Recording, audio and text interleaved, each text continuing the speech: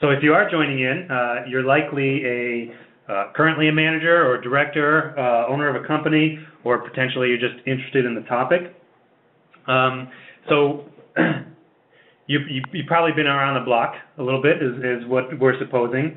And if you have, you might have a sense of, in your own mind, of an ideal kind of creative environment. You might picture lots of time for thinking and contemplation, beanbag chairs, lots of conversations and collaboration in the office, etc. An ideal environment is kind of easy to picture.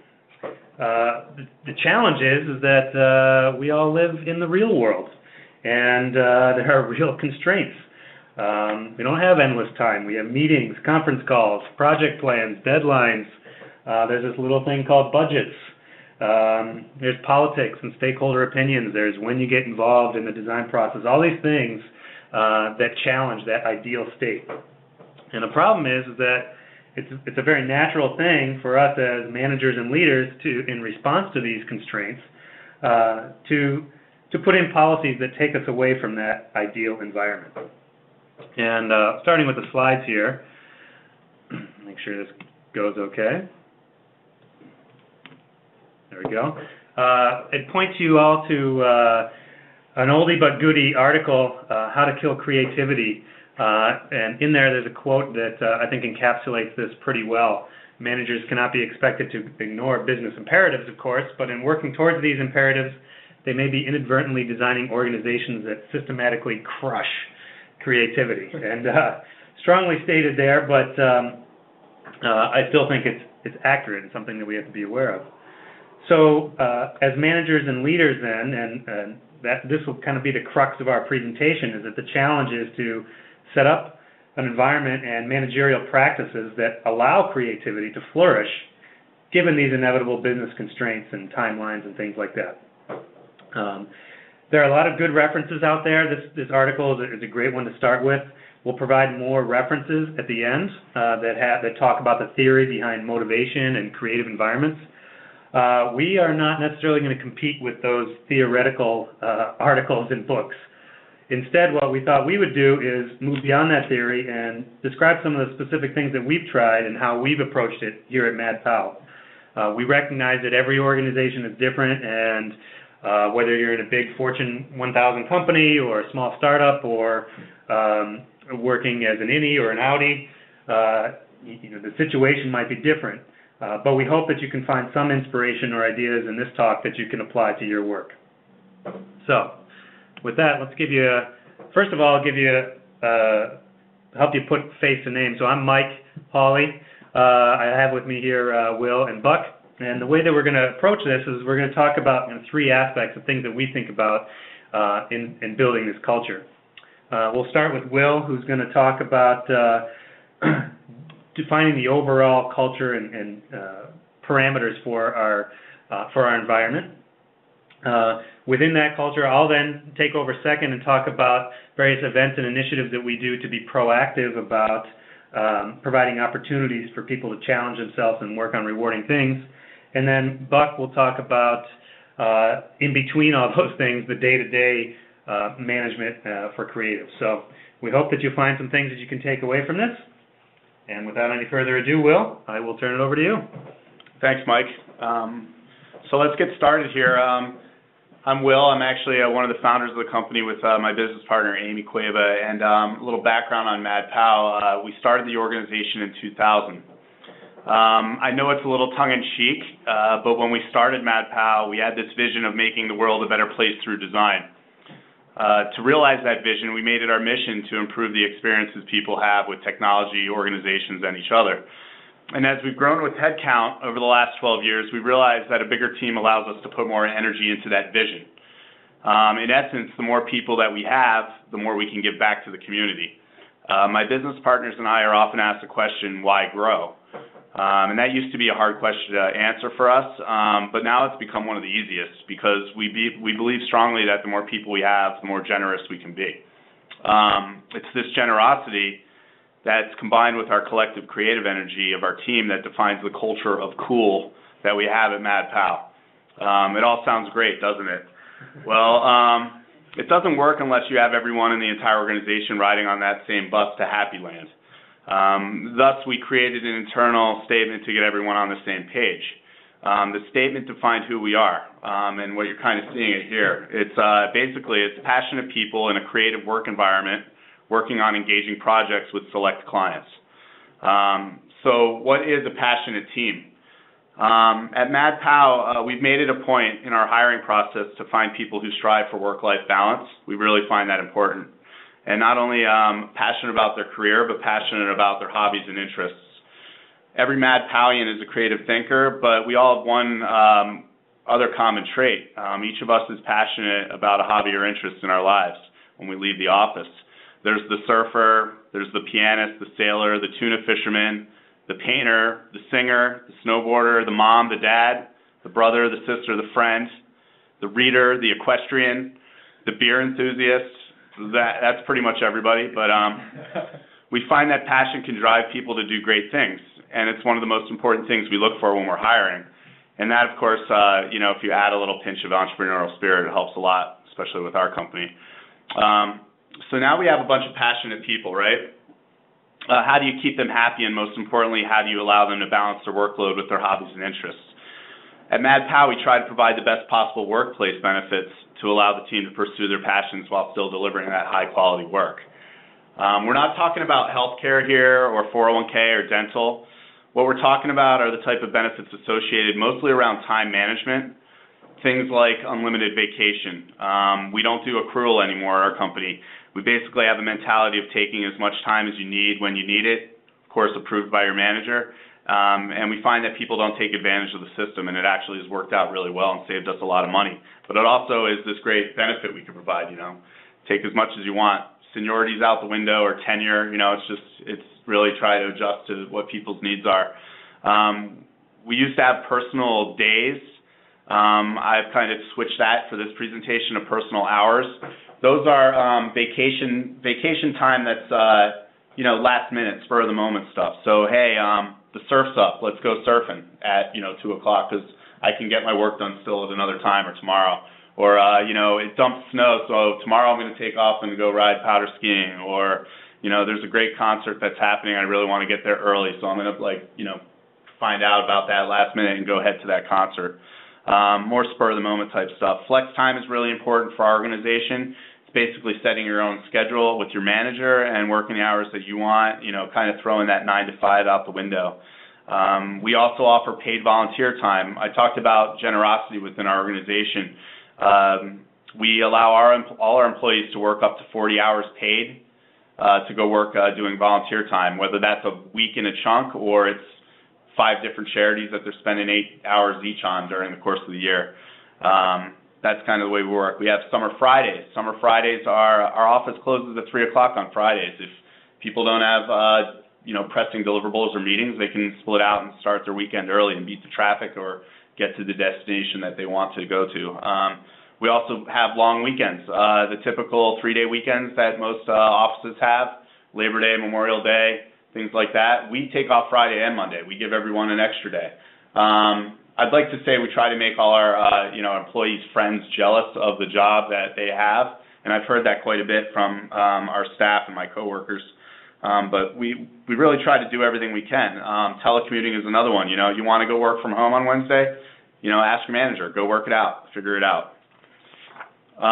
So now we have a bunch of passionate people who are happy because we've given them the flexibility to enjoy their lives. And happy people equals productive people. But to make them even more productive while at work, we provide a unique work environment as well.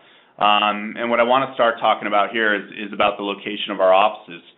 We feel really strongly that we can preserve our culture of cool as a differentiator through the location of our offices. We find when it's time to find our perfect location, there's a bunch of stuff that we look for. We look for, fresh food and drink, fresh food being very important, especially for our company as it's grown. Cultural diversity. We'd like to have things going on outside our doors that are not all about business or about the 9 to 5 or rush hours and things like that. We look for accessibility. We want people to easily be able to get to our offices, especially where we have usability labs set up so that our participants who might not have a car can easily get to us via a bus or train, etc. We like being positioned in a place where we're surrounded by the arts as a creative organization. And usually what this ends up meaning is that we're in an urban setting. You know, we know that one of our staff members of the 15 coffee places within a block wants a special coffee that day, they can go get it. You know, if they're walking down the street and they see a street musician imitating Jimi Hendrix, you know, they walk in the office, someone else saw that, and they have this conversation. It's that kind of community aspect of conversations that people like about their jobs. You know, walking by the 12 retired women in a mahjong tournament out in Chinatown near our future Boston office, you know, that might put a smile on someone's face to start the day. That's the stuff that we look for in our location selection. So location aside, what about the interior of our spaces? You know, how can our workspaces inspire and motivate? When you walk through the doors of one of our offices, our goal is for you to feel the spirit of collaboration. It's that spirit of collaboration that fuels the creative energy of our staff. We like the idea of open space, no receptionists. We want to present anybody that comes in with these big open areas where people can hang out. So they show, you know, this kind of idea of almost like when you have a party and everybody's at your house and they're all in the kitchen because they don't really go anywhere else because that's where everything's happening. It's like the centerpiece or the heart of your office is, for us, is these open spaces. We've been called anti-cube. You know, if you want to go have some privacy, go to one of our war rooms and shut the door, or go to one of our call rooms that we have set up. That's kind of the way we look at things. As far as involving the staff goes, and this is really important, we found that we've had great success with some simple things. We make every attempt to include them in our planning and design brainstorms around how the office is laid out. We have open amenities discussion. Think of like a hotel room amenities list. Well, we've had open discussions with our staff and the exec around amenities that people want in their office space. You know, Nick wants a hammock. Well, here's your hammock, Nick. Dan likes a fish tank. Hey, Dan, how about a saltwater tank?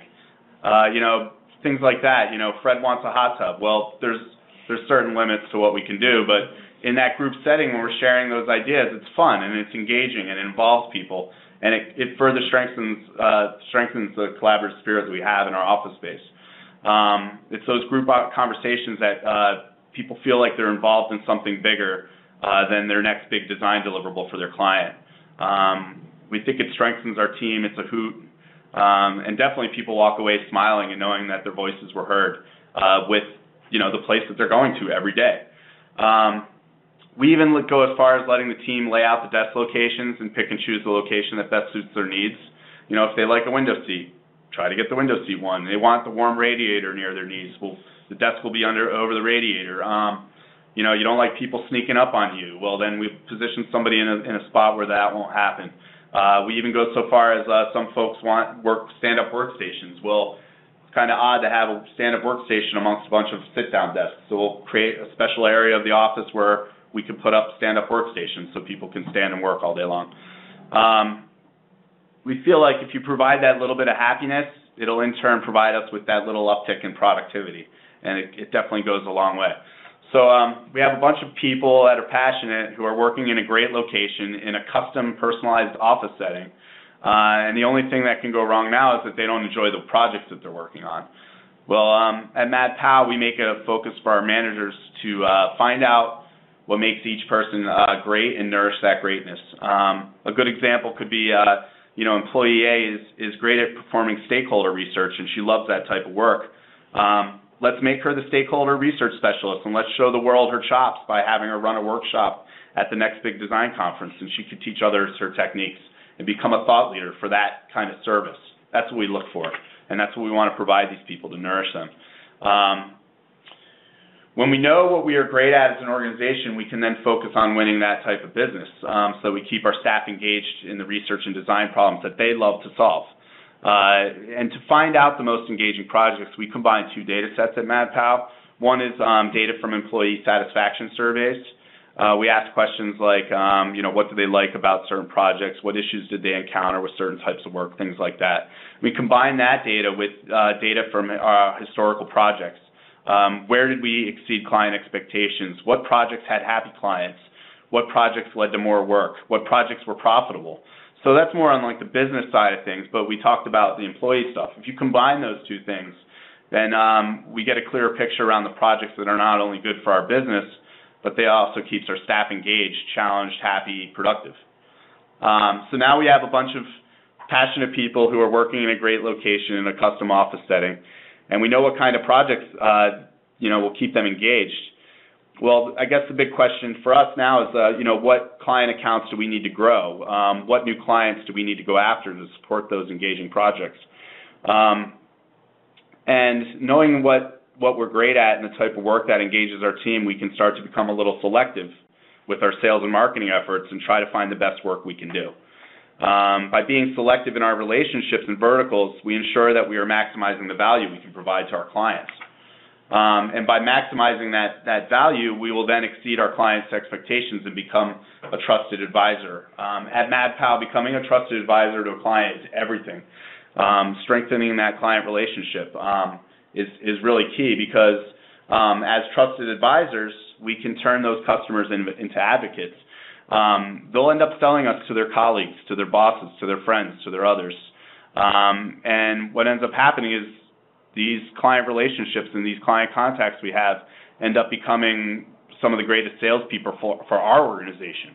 And no offense to any of our salespeople that are on the call. They do a phenomenal job, trust me.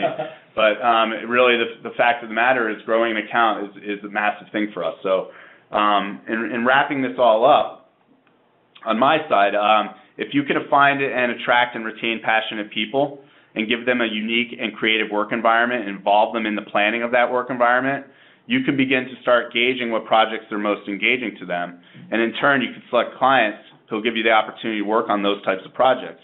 At Mad Pow, each of our staff members now knows this. We talk about this a lot. We have a monthly meeting where we give kind of like a State of the Union, and we reiterate this mission statement. And as we stay true to that mission, it'll continue to allow us to grow and have more people striving to not only make the world a better place through design, but it also allows us to give back to the community in larger volumes. So that's my kind of portion of this, and I'm going to hand it off to Mike now. Thank you. Great, thanks, Will.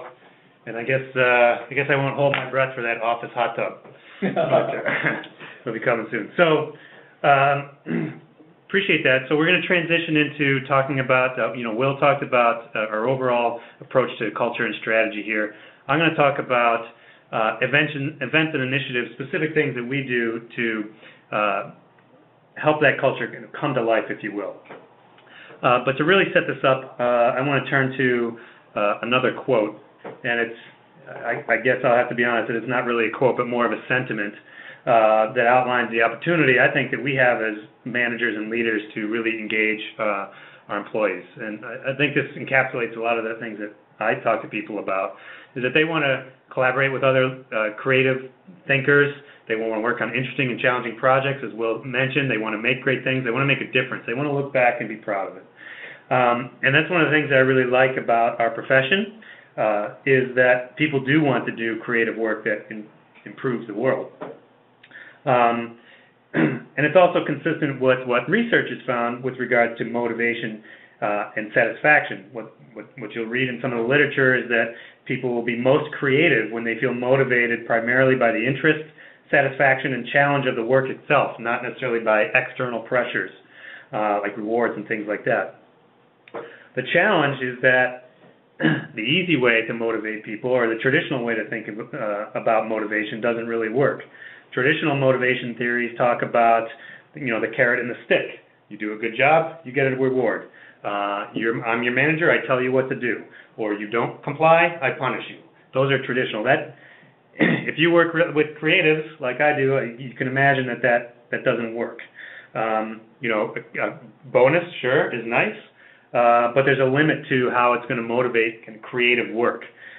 In other words, you can offer people a bonus or a cash reward, but it's not going to prompt people to find interest in their work if their heart, really isn't in it.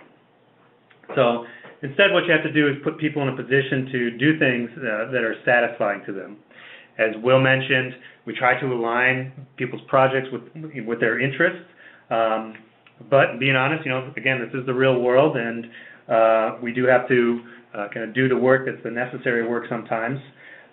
So what we try to do as an organization is what I'm going to talk about is to supplement that work with other activities that we do to help empower people and to give them that satisfaction in their work. So a couple different ways that we do that. First is that staying involved in thought leadership is a primary focus of our organization. It lets people stay engaged and feel like they're doing something in the community.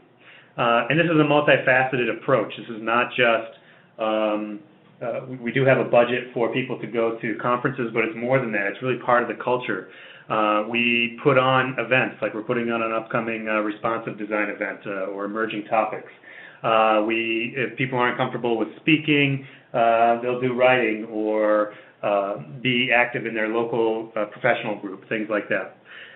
And the important thing here is that we are proactive and supportive. We don't just say, you can go to a conference every year or something like that. We look out for things. We have writers who can help people who want to write articles and things like that. So thought leadership, very important part of staying engaged and doing something meaningful. Speaking of doing something meaningful, this aligns with what Will was talking about with giving back to the community. Hopefully a lot of the organizations that you're with out there are involved in some type of philanthropic efforts, giving back to charities and communities. We do that where we can. Sometimes they're unrelated to what we do as a business. For example, we have a picture here of some folks helping out at a recent Habitat for Humanity event. We find that to encourage creativity, it helps sometimes to give them something meaningful to work on, even if it's not necessarily design work. By getting out of the office, it helps to reinforce their perspective on what they're working on. And just in general, having our company committed to this is really rewarding for people.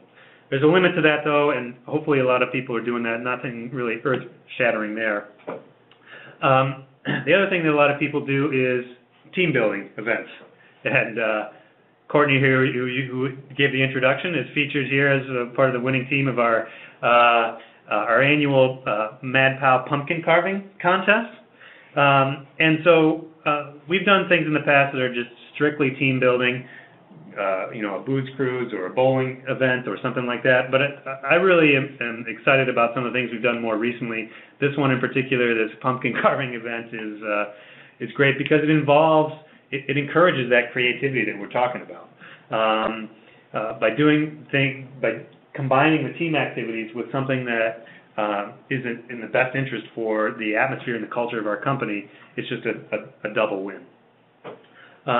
Again, not going to spend too much time on that, but what I want to take a couple more minutes to dive into more deeply is something that brings those two aspects together, that philanthropic effort and using our skills.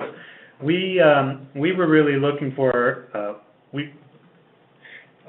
an opportunity to let people explore their creative ideas and to do something different that's not constrained by the boundaries of the day-to-day work. So we had a couple of different ideas with a couple of objectives that you see here. We wanted to increase team collaboration. We wanted to explore a different vertical or technologies or develop expertise in certain areas. And we also wanted to be potentially to help others and be philanthropic in our efforts here. But while we were doing this type of activity, we are a professional services organization.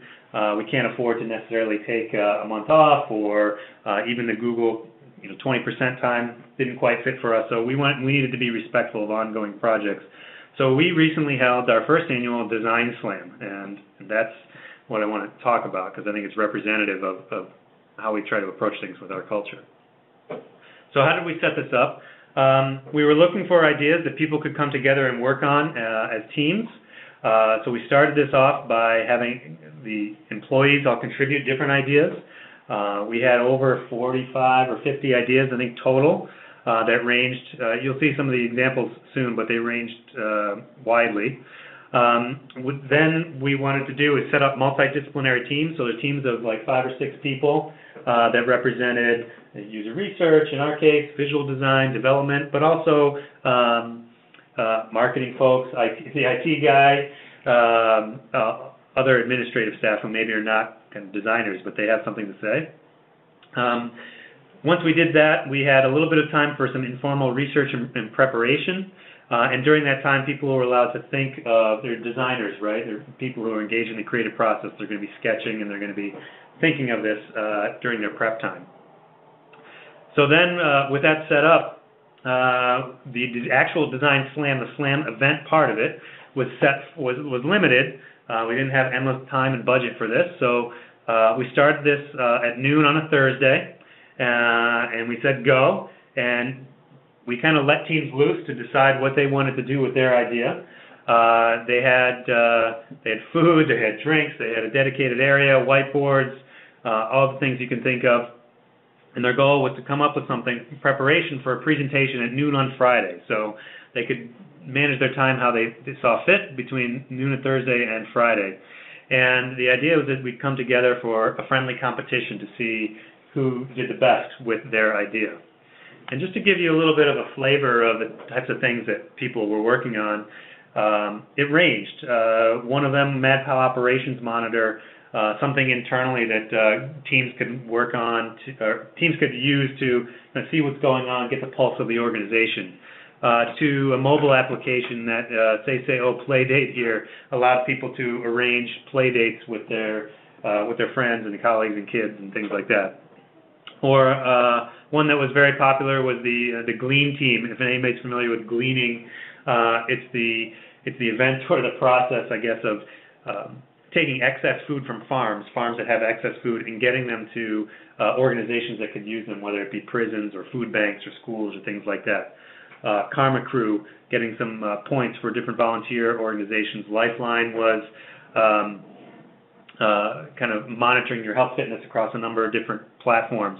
And Media Sharing That Doesn't Suck was a good name. So it gives you an idea of the types of things that, the ideas that we came up with and the things that people were working on. Then the presentations themselves, we gave everybody 10 minutes flat. That was it. And the idea there being that we were encouraging people to be efficient and persuasive in their presentation of ideas, which is a skill building thing that we wanted to do. People were judged on design, experience, business case, and their actual presentation. And we voted all of the companies. It wasn't a panel or anything. Very informal. People got little stupid trophies or little things for the winners, but the idea was a fun, friendly competition out of it. So it really worked out well.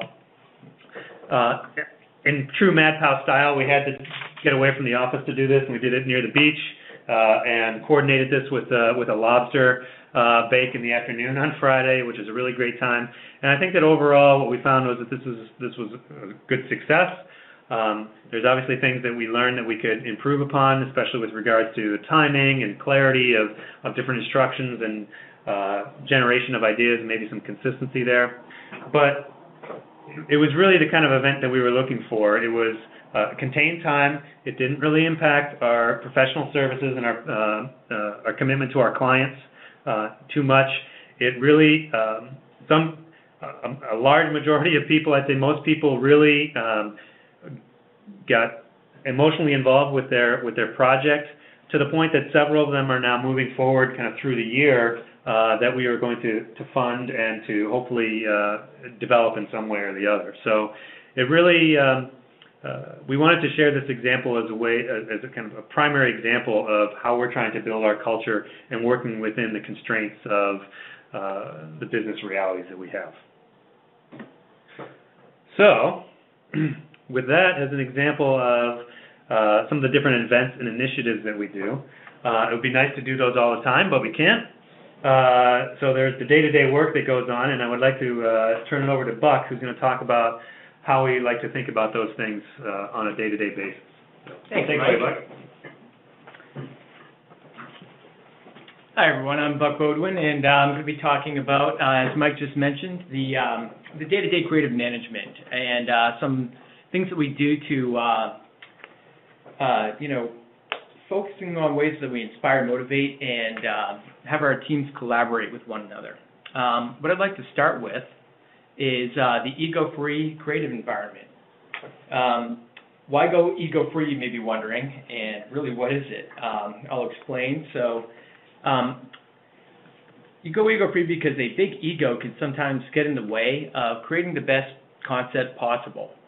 In my past experiences in traditional marketing agencies, I was often dismayed when the person with the loudest voice or biggest gestures was able to persuade a team into going with a concept, even if it wasn't the best option for the end user or for the business. Then come in Mad Pow. When I joined the team, I was really amazed at the fact that everything was done based upon the end user. So it takes a lot of the ego and the assumption out of things and really makes it evidence-based. So we've removed this negative attribute from our process by empowering our creative teams to check their egos at the door when concepting. Don't get us wrong, we love big egos, but not when they have the potential to overpower the design process and allowing one person to really take the floor and sway things in one way or the other. Our team members know that their contributions will be heard, and this understanding allows the team to act collaboratively and come up with the best solution possible, aligning with the user objectives and the business drivers. So to put it into kind of a day-to-day application, we start by providing clear intentions at the beginning of the collaborative design session. We inform our teams that all contributions are, of course, great, even if they don't make it into the final concept. A lot of the contributions, even if they're way out there, will spur further conversation or uncover things that weren't previously discussed. We let them know that the end results will be tested by the end user, and that ultimately helps us shape the best solution. We go in, we reiterate, and we refine and improve until we've got it right, and the user testing really makes that an evidence-based component of what drives us to do great designs.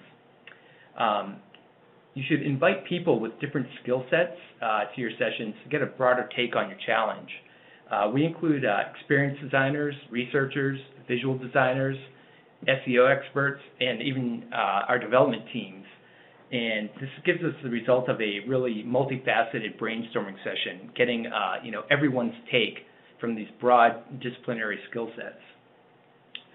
We start with a clean slate, challenging our teams to forget what they may know or have preconceived notions of, and approach our concepts from the mindset of the end user. Really, stepping into their shoes, knowing their personas and what is motivating them to complete the task or work with a product or service that we're creating.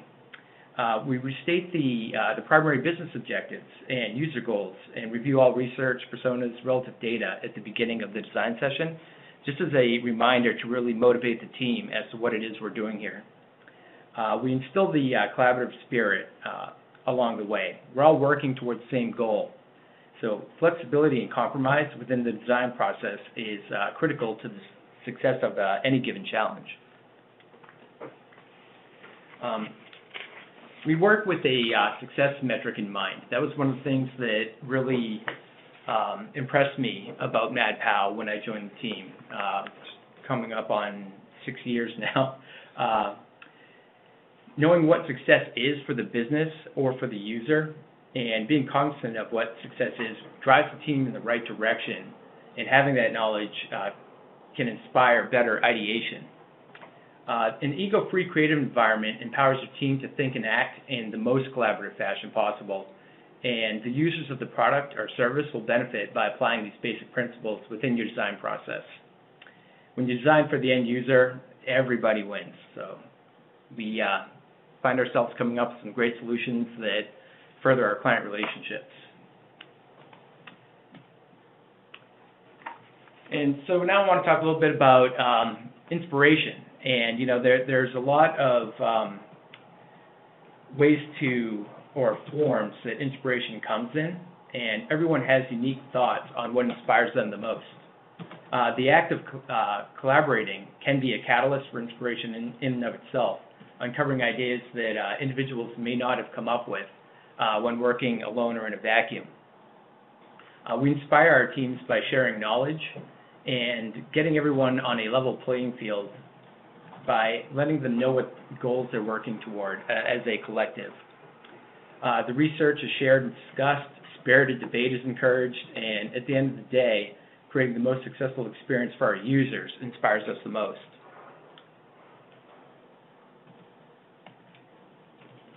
Now I'd like to talk a little bit about kind of the real day-to-day team management. So your teams are, of course, a collection of individuals, and each person has different motivators that drive them to perform at their best. Know what they do outside of work, what they do for fun, what aspect of their career makes them the happiest, and manage these attributes. Like, as Will mentioned earlier, we have snowboarders, surfers, cyclists, avid book club members, cooks, etc.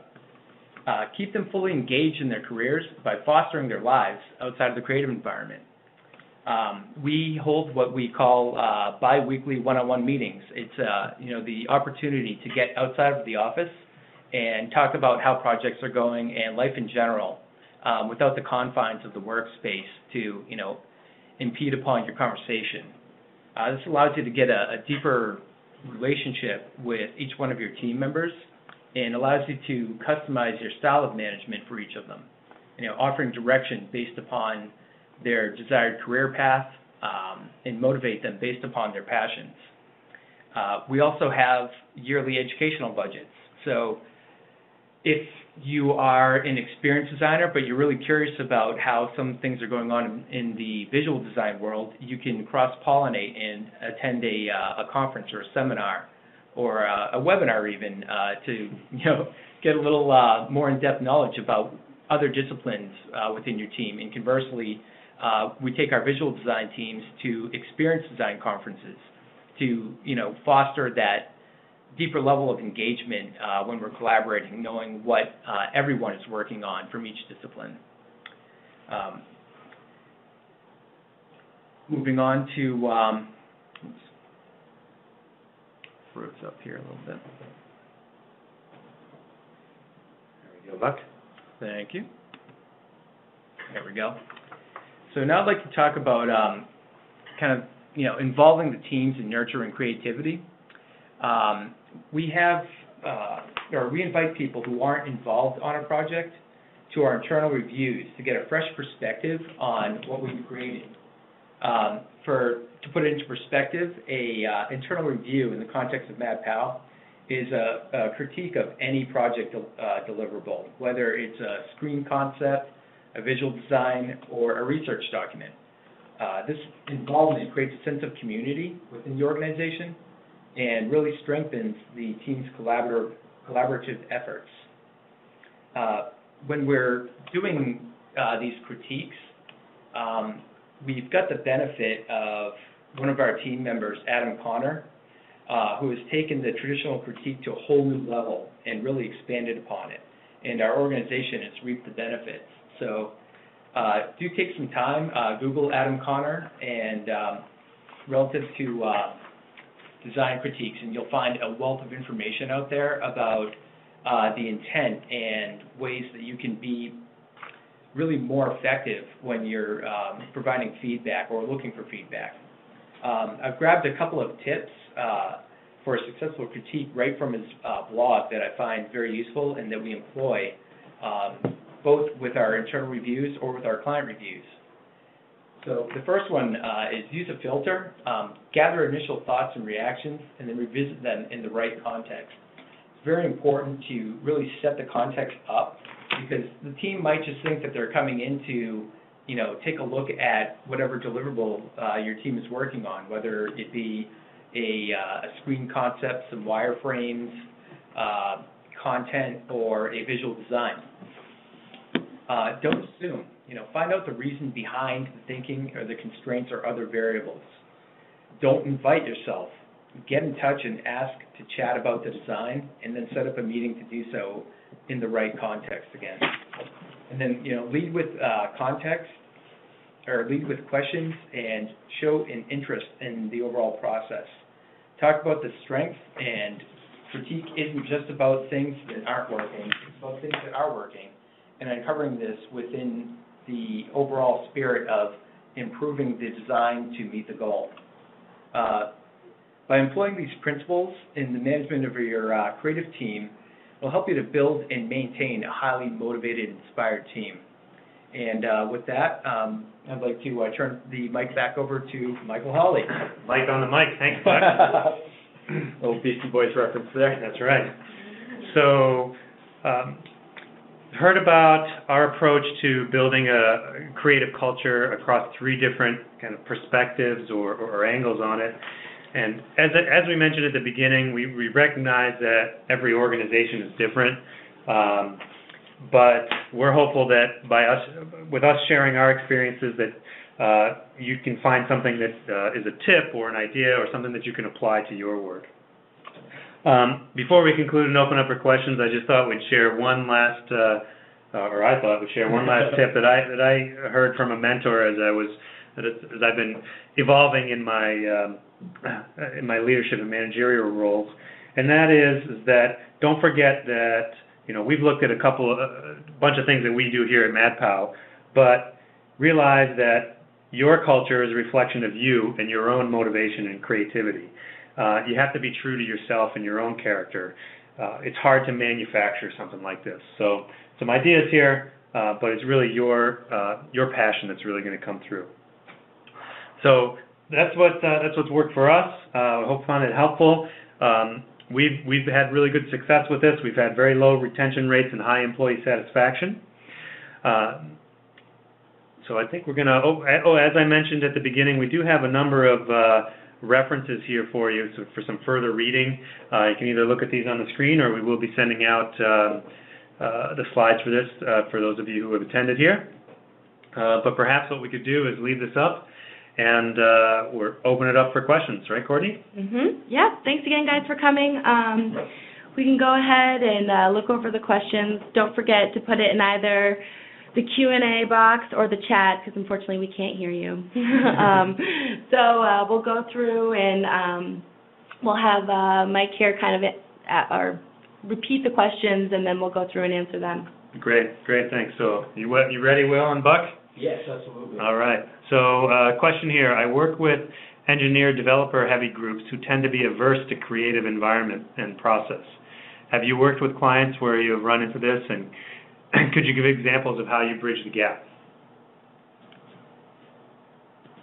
Working with developers or non-collaborative people, what do you guys think?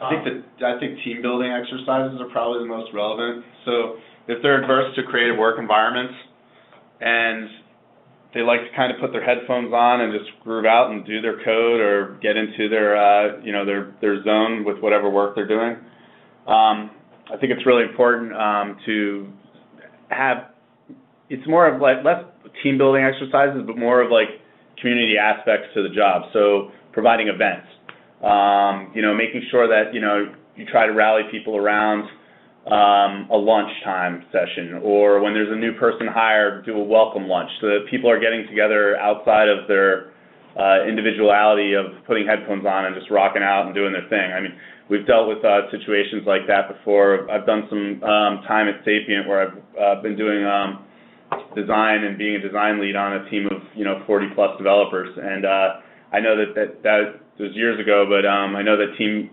exercises are really important, like events and going out to lunch together, things like that aren't so around creative design slams or pumpkin carving contests, but just casual lunches where people can just have conversations and get to know each other a little bit more, because I can see in that environment people kind of focusing on their task at hand and kind of zoning out and not being in a collaborative mood, if you will.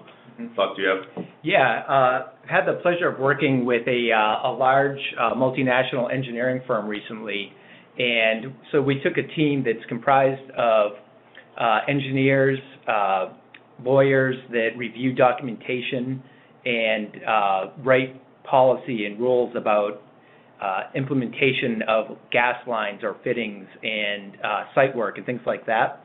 And so we took these folks outside of their environment and placed them squarely in ours, inviting the whole team here for a creative review session and also an ideation session to take a couple of disparate products and put them together. So what we did to acclimate them from their environment to ours, being that they're both very, very far apart, was to set up the expectations at the beginning of the session. Again, kind of reiterating our goals and objectives here, and not getting or allowing ourselves to jump into rabbit holes along the way that were off track or not contributing to the overall success of the project. So just by informing, engaging, and then reiterating, we're able to really get the team all on the same page and have really effective sessions. Great. Thanks, Buck. There's a few other questions coming in here. If you do have a question, put it into the Q&A box. Courtney, this is a question for you. Will a recording of this webinar be available? As a matter of fact, it will be. We'll be putting it on the site later on this week, as well as we'll send it out in an email to everyone that's attended. So, yeah. Great, thanks. Another question, maybe this is for you, Will. How do creative-type job seekers discover these very rare companies that have a great culture and work environment like Mad Pow? So, first of all, thanks. But how do people find companies like that? That's a good question. I think that being part of the Twitterverse is probably a good angle to take on there, because I think that most of the companies that I know that are like ourselves in the design space are heavily involved in social media, so you can find them through that outlet. I think a really big thing and a really important thing is to go to industry events and conferences where people like ourselves, we sponsor almost every major industry event, and we're there and we're looking, we're there for sales and marketing, but the majority of the people in contacts at our trade show booths are job seekers. And we've realized that that's a really good recruiting angle for us. So I would say that that's probably the best way to find companies like ourselves is, small community events to, international conferences and things like that. Mm-hmm. Great. Another question here in the events and initiatives section. You talked about all the events you hold, which all sound great, but they all sound better for larger businesses. So what are some suggestions for events like the Design Slam for businesses of 10 employees or less? Or I could even add on to that, how about a department, let's say, design or user experience department within a bigger organization. I would say, we took this Design Slam idea. There's not a lot of literature about it. We were creative in our own kind of approach to it, and I would say the same thing would apply to a smaller group. Find something that would work for you, modify that approach. The Design Slam kind of aspect to it, I really like, and that's why I was talking about it here and helped organize it.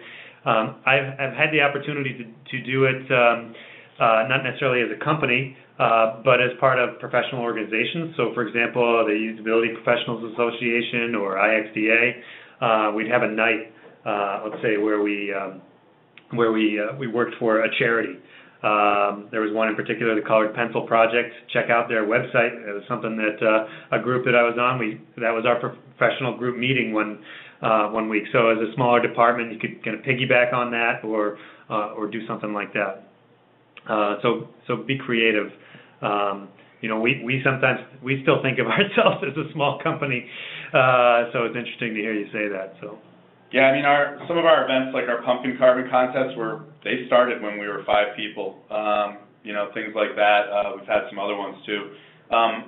Just an idea around Design Slam. Maybe if you were a 10-person organization, you could still at least drive people to come up with ideas, and maybe you either break up into just 2 teams or just 1 team and remove the competitive part of it. That definitely is the fun, and the presentation aspect of it was fun for us. But you can still have that team building kind of energy that can be created by just a bunch of people submitting ideas and you guys just going with one and getting together and breaking free from your normal work activities for a day to just enjoy yourselves coming up with ideas around a concept. So I think you'd remove the competitive part of it, which is actually really fun, but not necessary. But not necessary, yeah. Agreed. Another question here. Have you had to deal with situations where your client has demanded that your staff work at their site instead of here within our environment, immersed in their culture and their environment? If so, how do you handle this? Want me to answer that? Sure, go for it. Sure. So this is Will. Over the years, we've definitely been involved in that. I think it starts at the managerial level where you can find out and kind of litmus test your employees to find out who is willing to go on site and be immersed into that. And you'll be surprised, some of our most creative and out-of-the-box thinkers and less corporate people, can name quite a few, who actually really enjoy it and like to go get immersed into another culture. Yet they're like definitely some of the more unique people and not very corporate at all. So you'd be surprised. I think at the managerial level, you start with a litmus test to see who would be interested in that work. We've definitely had it happen, but the key there is to make sure the contracts aren't too long, so that you're bringing people back to the mothership to get immersed and kind of rinsed of that corporate kind of the cube farms. Yeah, getting back into the groove with us. So you have to figure out the life of the cycle, and then kind of positioning and swapping resources in and out to keep ideas fresh. Definitely a long-term situation like that is not ideal for anybody. You remove that person from your collaborative team, and they kind of feel like they're now an employee of the other organization. But we've had experience with that, and every one of our employees, no one's ever quit when they were even thrust into that position. So even during like some weird economic times like 2008, we might have had to be in a situation where more people had to get on site with our clients and be consultants on site and be just a person on a bigger team following their process. But they've all come back and used it as a mark on their resume or in their career path as like something that they've learned and gone through. Yep. Great. I got time for one or two more here. Question, I know Mad Pow has satellite offices. How do you bridge the culture across cities or locations? Each one of our offices has developed its own unique culture. As the purveyor of culture at Mad Pow, I can say that I tend to be nostalgic to the way things were. And being our headquarters here in New Hampshire, we kind of have, there's a different kind of lifestyle here than in some of our other city locations. But you have to be able to give up and let that location develop their own kind of culture, but you want to keep it kind of framed through the events that we were just talking about. You bring it back down to some foundational base level of like our mission statement around passionate people and creative environment, doing engaging work for select clients. That's something that can be carried across all the organizations or all the different locations from a culture perspective, but individuals are different, regional areas are different. Our Louisville office is definitely different than our Boston office as far as the types of personalities and things that are involved there, and certainly. But there's got to be some kind of foundational thing that kind of keeps everybody focused on one common aspect of your culture, and that's what we've done. But we kind of let Boston do its own thing. They have their own events, and Portsmouth has its own events, and the satellite offices. We even have somebody out in is he in Northampton, right? In Mass, and we bring them in as much as we possibly can and get them to travel to be part of those events that we have. Yep. Great.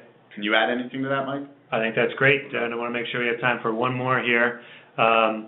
Here's a question: with the seemingly endless work environment flexibility, could you summarize in a sentence or two what the key principles and behaviors are that keep the productivity balanced with the recreation? So I can respond to that. Endless work environment flexibility. I don't know about endless. This is a presentation about some of the things that we've done with our culture. So you might get the sense that all we do is carve pumpkins and go to the beach. Not necessarily the case. We do try to balance it, and I think the aspect that how we communicate that is that we're generally open with the infrastructure of our business.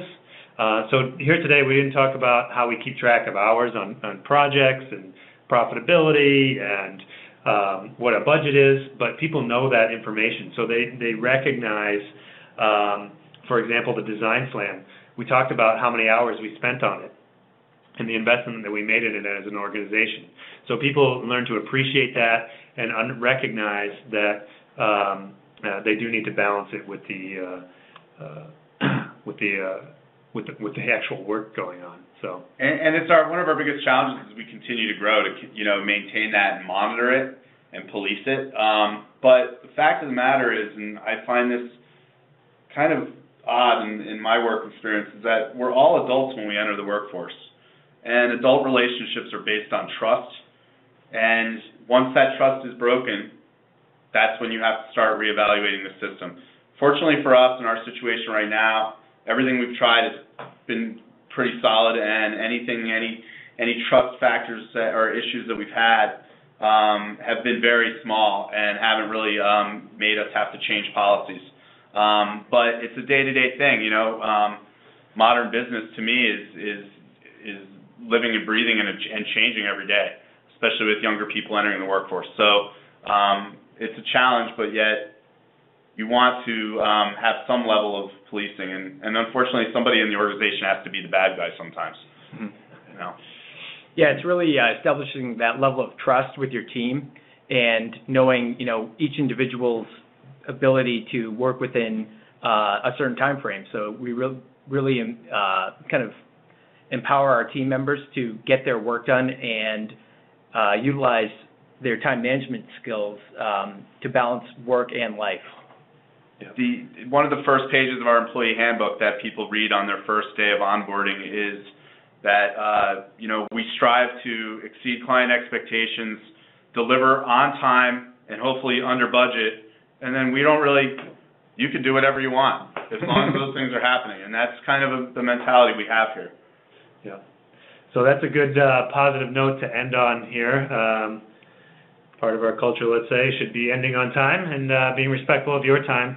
We can't thank you enough for joining in today. And as you mentioned, the idea here was to share our experiences. We hope you found some nuggets or points of inspiration that you can use in your work. So if you have any questions or comments or want to continue the conversation, absolutely reach out to us.